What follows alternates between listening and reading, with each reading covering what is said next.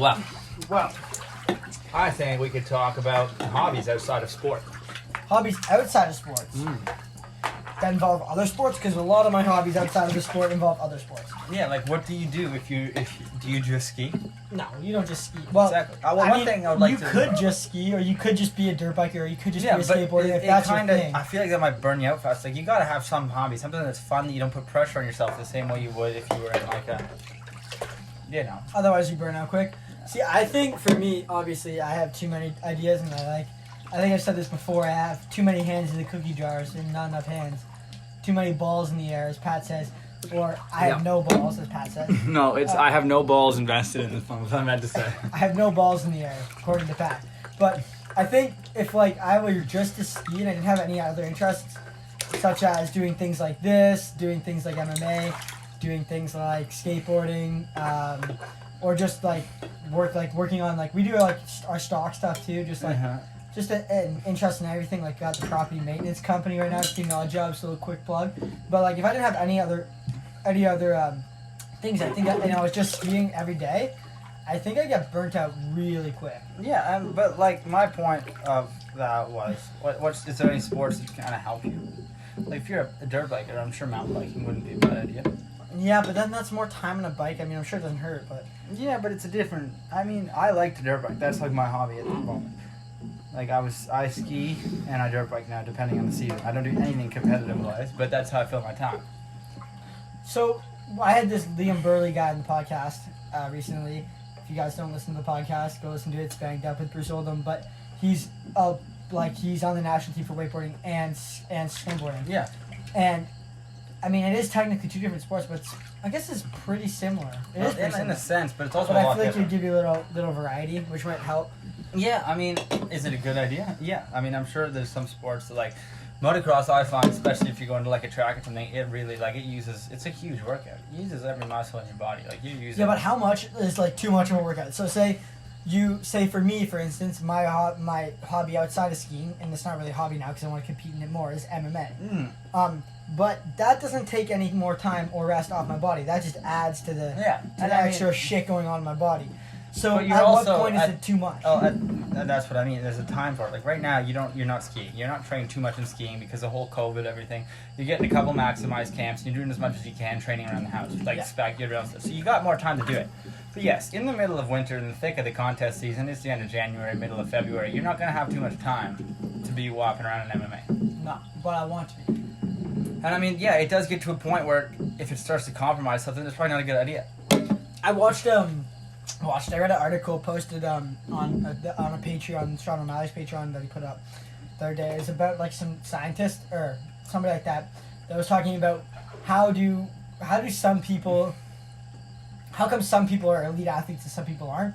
And what the thing he said, that most of the people that get to become an elite athlete, they find a way to push through the boredom of training every day, of doing the same thing every day. So the people that end up let's say the Usain Bolts of the world, the Conor McGregors of the world, people like that end up at the highest level of the sport, they find a way to just overcome the boredom of going to the gym and doing the same thing every day, or going and training every single day. Because for me personally, I love skiing, but if I went to Louis and did K-Fed every day for a week straight, I would kill myself. Well, why are you doing K-Feds? I shouldn't be doing K-Feds to begin with, first of all. But you know what I mean, doing a front four, really training over and over and over again. Eventually, no matter how much you love something, it's going to get monotonous. Yeah, and there's some athletes, there's one really good wakeboarder who lives in Southern Ontario. I can't remember his name now, but he just doesn't ride for half the year. Yeah. He just, I mean, takes it off. Yeah. But do you ever go out, come back, so you don't ski all summer, especially when you're younger. Mm-hmm. And you come back real hungry. And you come back, and within the second day of skiing, you're already better than you were last season. Yeah, because you've been somehow in your brain, when you miss something so bad, you end up visualizing stuff without knowing it.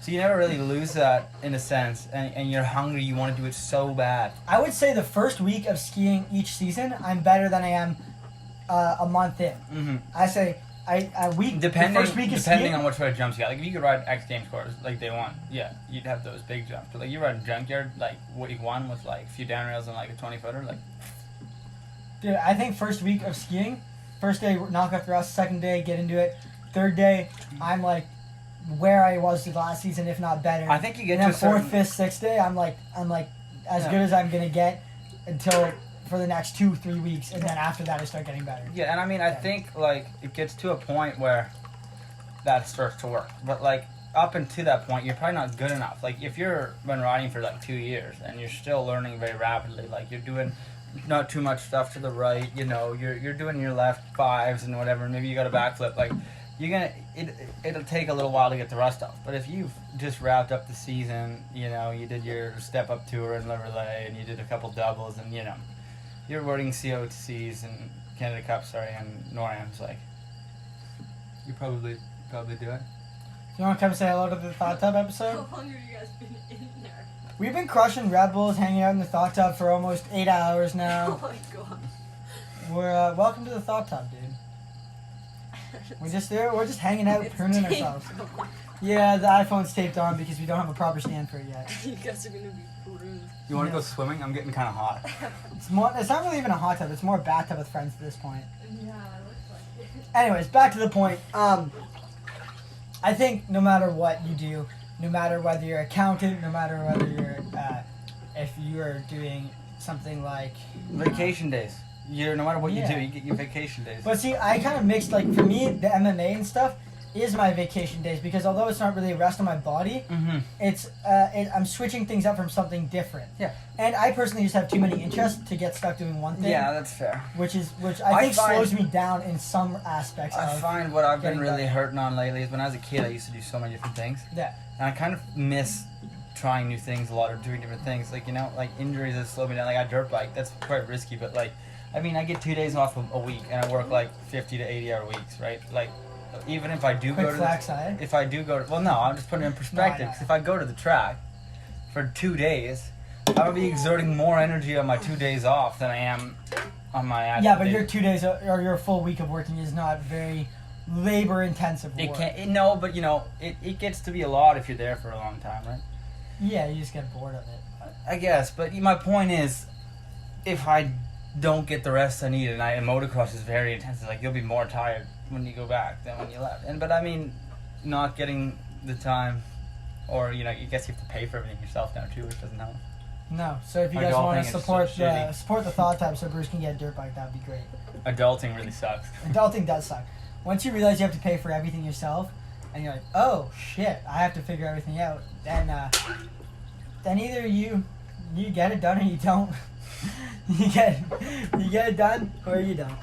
So that's why we're figuring out how to get Bruce a dirt bike. 2016. Adios, amigos. Wait. Before we head out, you ready? There we go. All right. See you guys on the other side.